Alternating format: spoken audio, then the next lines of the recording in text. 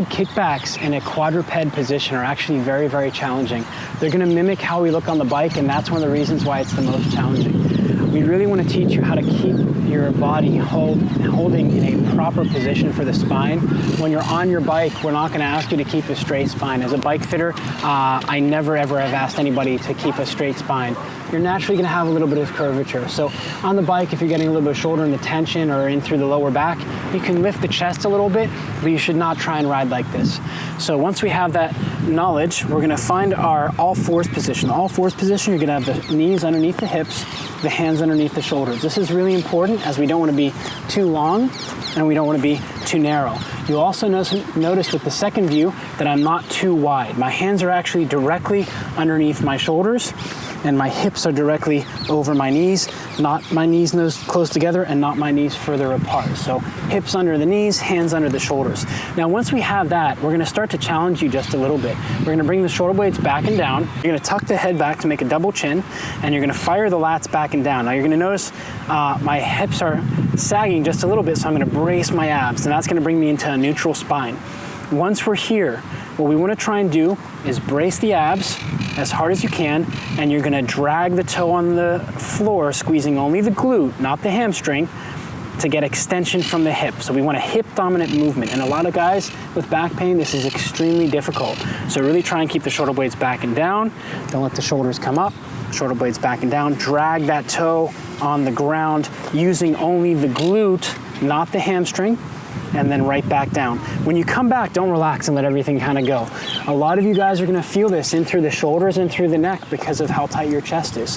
That's normal, but it should not get worse. We should not be addressing our back and hip pain and start having shoulder pain. Okay, so to do it on the other side so you can get the second window, my hips and my rib cage are not moving, but I'm only moving from the glutes. My hamstrings are nice and relaxed. Now, once you can do a set of 10 each side, with the toe on the ground, we're gonna go to the true exercise, and what that is gonna be lifting the leg off the ground. So you'll get a little bit of hamstring at the end, but you should be extending. So here, glute, glute, glute, glute, and you guys will notice, shake, shake. Right there, the hamstring wants to turn on, that's okay. If your hamstring turns on here, stop the motion a little bit short of that, so you're only using the glutes. That is a straight leg kickback. We're gonna parlay that into the arm opposite leg, which is a great back bolstering exercise. But first we have to teach you how to be glute dominant, not hamstring dominant.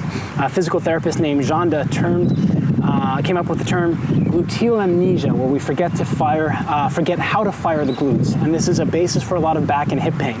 So we've got to retrain the glutes how to fire. So we've done that now. 2, 3, 5 weeks, you're now getting a glute dominant straight leg kickback, and maybe you're able to perform 2 sets of 12, keeping everything, the whole system, the shoulders aren't shrugging, you're not going side to side, you're able to do them properly. Now, the arm opposite leg is going to be starting by sweeping the hand opposite knee, and you're going to open. And as you guys notice from the GoPro film, you're gonna see this does not move. So I'm gonna come up, squeeze my fist at the top, fire my foot all the way back, sweeping down, keeping my abs nice and locked.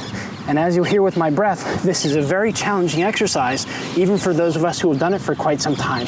But what we're teaching you is to lock the ribs and the pelvis together to allow no extra movement in through that spine. So my obliques are working very hard in anti-rotation to keep me nice and steady. So we're not letting the hips drop and come up and saying, oh, this is easy. We're bending our back. You'll see a lot of people in the gym doing this and say, oh, this is great for my back health. Don't kid yourself, bud. Very, very challenging exercise. The next level of arm opposite leg, and you'll notice I haven't moved because we're trying to do one take as our bird serenades us here. We're going to lock the shoulder blades back and down. And guys, this is a workout. Lock the shoulder blade back and down. Now, once we get the arm opposite leg down and we're able to keep the shoulder or the rib cage down to the pelvis, we're actually going to draw a box with our hand and with our heel. Out, down, in, up, and then back. And you're gonna notice I have to take a break in between because the shoulder gets a little bit tired, the abs get tired. So we're gonna go opposite side. Sweep the hand and leg. My spine is not rounding. Sweep out, pop, pop at the end, very important. Keep the shoulder blade back and down. Now you're gonna go opposite, out, down, in, up. That was not as good of a repetition, but this is very challenging. So you'll stay on one side ideally. So popping at the top with the glutes and with the shoulder. You're gonna go opposite, out, down, in, up, and then back. Once again, popping at the end, glute in, mid back, out, down, in, up, very challenging, and return. And the advanced variation of this is going to be going through numerous repetitions of the little box. Now the pop at the end is very important for you guys once you get to this. So coming up, we're gonna fire the glute and the mid back to bring the shoulder blade athletically. So you'll notice when I pop, I'm not losing that stabilization.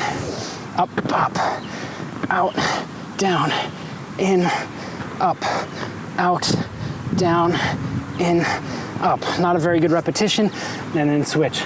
Guys, I'm literally out of breath. It's a very challenging exercise. If you can get up to doing 3 in a row on this, working up from the straight leg kickback with the toe drag, up to the straight leg regular, up to the arm opposite leg, and then up to the arm opposite leg with the boxes, you're gonna be in very good condition. This is the full progression of this exercise. No stops pulled out whatsoever. But again, as you can hear, and as I'm sure you can see, it's a very challenging exercise. The shoulders are gonna want tight. You're gonna want to round the shoulders forward. Make sure you're keeping the shoulder blades back and down, abs nice and locked. Sweep. So the beginner version, once again, is gonna start with the toe drag using only the glute, no hamstring, guys. Squeeze and back. The second step is going to be sweep the hand in, arm opposite leg, keeping the midsection nice and tight, so no movement at all, not letting the hips drop or the shoulder round. And the last one will be up, pop, and then you can do the opposite, up, out, down, up, and back. Arm opposite leg bop. Hard.